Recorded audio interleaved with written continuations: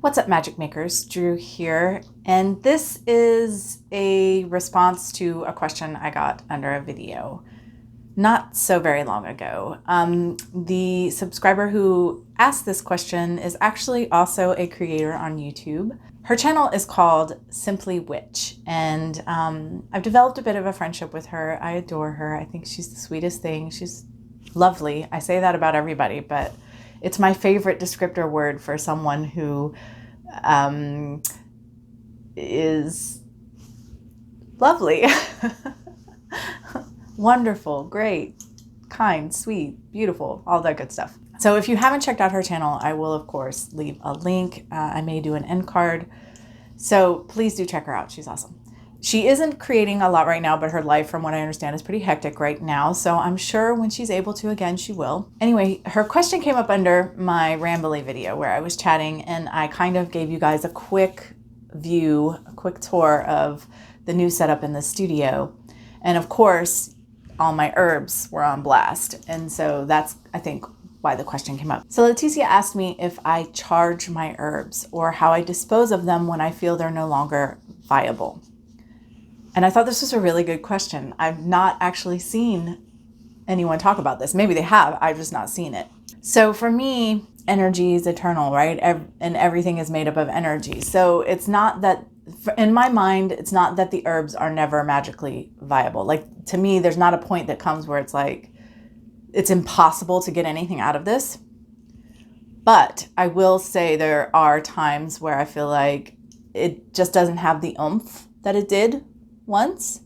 And I never thought about charging them before, honestly. I have my process, which I'm going to go through, but the way she worded the question made me think,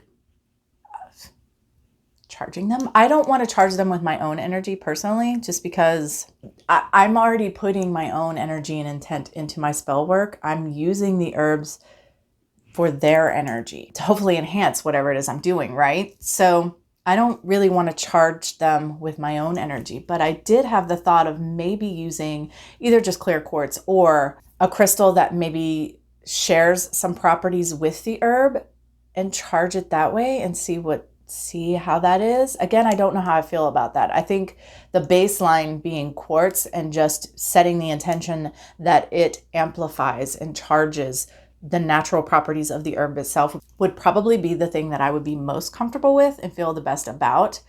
It's something I want to play with and experiment with, but I think I'll start definitely with just regular quartz if I do, and maybe very small batches with other, because I just think maybe anything in the quartz family, I believe, I could sit there and program it only infuse this property, but like crystals and minerals have a million different properties, as do some herbs, and I don't want to mess that balance up, if you get what I'm saying. So it's something to play with and experiment with, and it sounds like fun. I'm looking forward to maybe playing with that a bit, but it's not anything that had actually occurred to me until she said it. Okay, so my husband and I have a large collection of herbs. My husband and I are both practicing witches, so we both work with them. We also have a business in which we use herbs to create product to sell.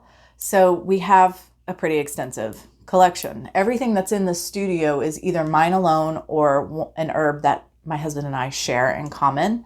He has a little cabinet of his own out in the living room where he keeps the herbs that I don't typically work with, though sometimes I pinch a little here and there if I feel like I need it, but I'm pretty good with my own personal apothecary. And obviously, yes, we do work with different herbs. Our practices are pretty different, really. Again, I said that I feel like everything has its energetic signature. It's made up of energy. It has its own vibration. And I don't feel like that ever fully dissipates and disappears. It may dissipate a bit. It may weaken some. Most of my herbs, I feel like that could take a long time. I have had very few times when I've gone to grab an herb and been like, oh, like I remember the one that stands out in my mind strongest was St. John's wort one time. I had it for years. A couple years, I don't know, maybe even 3 years, because it's not one that I use super regularly. And I went to grab it for something and it just didn't feel, I wouldn't say that it felt dead per se. I mean, obviously it is dead, but it was so weak and muted. And I'm not using this. I had to get more. But what I choose to do in that instance is, okay, my husband and I have several practices that we sort of re-up and recharge each year when it comes to protection around the home. And one of the things we do is once a year when we recharge the grid that's around the property, mostly crystals, but there's herbs too and symbols.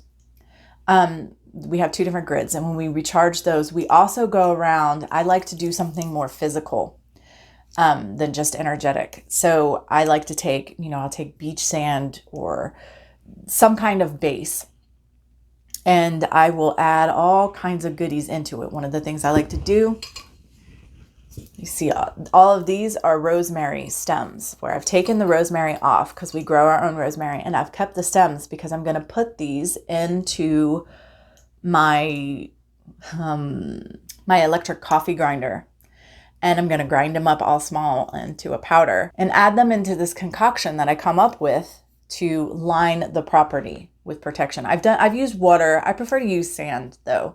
I don't obviously use salt in this application because I'm very picky about how I use my salt, because salt changes the pH of the earth and it can change how things grow. So I don't like to use it actually on my property, on the land.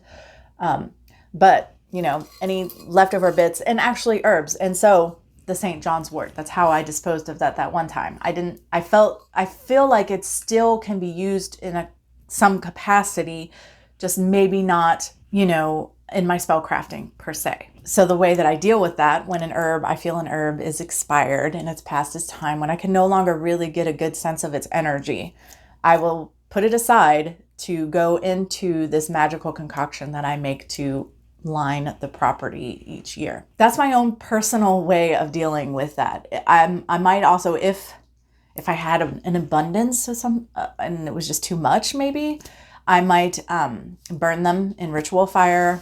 But I like to try to still, like I said, there's still energy there. It's just really weak. So if I add it into this big amalgamation, I feel like it's a way to honor the herb and the properties and the intention I had for the herb, to still use it in a magical sense. I don't know. That's my own feeling about it. I will say this, when I'm out there doing my little line of concoction around the property once a year, I do always have this weird thought like, oh, my neighbors, they're like these crazy people again. We've lived here 7 years and we've done it every year. So I do think that it's entirely possible that because their minds are not magical, that they're mundane, they're thinking I'm laying out like ant poison or something. They don't know what I'm doing. It's fine. So there's no reason to be paranoid about, creating this physical perimeter around your property if you decide you want to do something like that. Just weird thoughts that I have. I thought I'd throw that out there. That's basically all I have to say on this topic. But it did automatically make me think of crystals as well. Not only for the purpose of maybe charging herbs, but just this idea of charging things. You hear it a lot with crystals. And so I'm just going to take this opportunity to reiterate my own personal experience and opinion on this topic. Take it for what it is. It's mine. And if you don't like it, throw it away. It's fine. But you don't need to charge your crystals. You don't need to charge your crystals. If you want to lay your crystals out in the moonlight or something like that to imbue them in that energy, that's lovely. That's great. But they don't need that. It's not required. There may be very specific instances. I feel very strongly that they are few and far between. But there may be specific instances where a crystal is depleted for some reason, and it could use a good charge from another crystal, from the sun, the moon, something like that. But in general, crystals are millions of years old. They've been here long before us. They'll be here long after us. They don't need us to do anything for them. They're fine. I say the same for cleansing. When you bring a crystal into your home from a store or it was gifted to you, whatever, and you want to cleanse it, absolutely cleanse it by all means. But please know that if you don't feel called to, if you don't want to, if you're lazy, I don't know, whatever. You don't have to. You do not have to cleanse that crystal. The crystal is fine.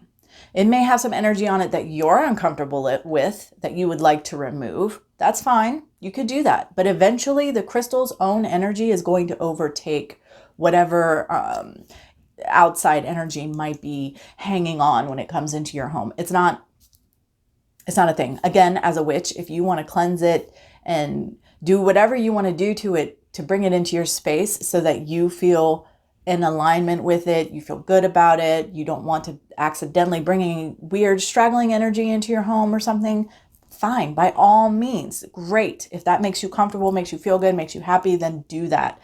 But just know that the crystal doesn't need it. The crystal needs nothing from us. It doesn't. Also, since I'm talking about crystals again, please understand that the crystal has an energy and a vibration, and so do we.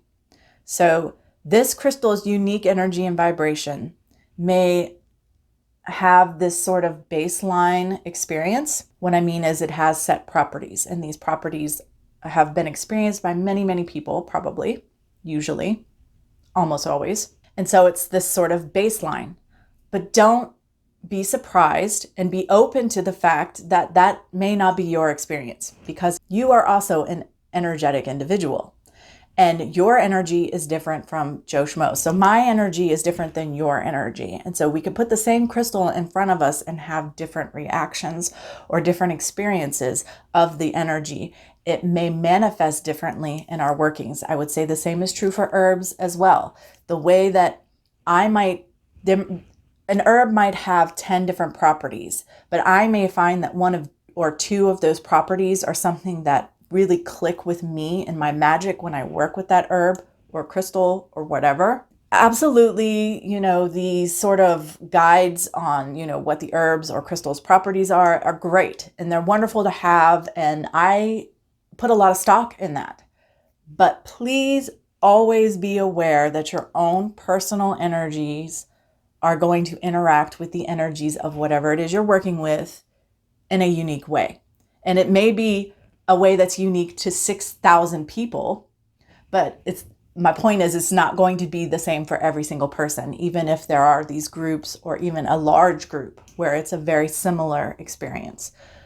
Don't be surprised if it's different for you, and be open to the idea, to the truth that different things may respond differently to you and in your magic than they do with other people. I feel like this video went all off into left field into some weird place, but I can't help it. Like, as soon as she was talking about charging something, my mind just immediately went to crystals and energy. And I mean, that's what we're talking about here. We're talking about energy. So I'm sorry that I kind of went off on a tangent. I hope that it was useful or interesting to someone.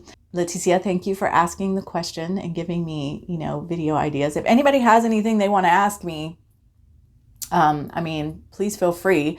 If I try to answer questions like that in the comments immediately, but if I feel like it's something I can sort of really make something out of in this format, I will absolutely do a video response to the question, keeping in mind that I am absolutely no expert or authority on any topic anywhere, ever. All right, I'm going to stop talking now. Thanks, guys, for hanging out and watching. Please check out Simply Witch if you haven't. And until next time, much love and gratitude.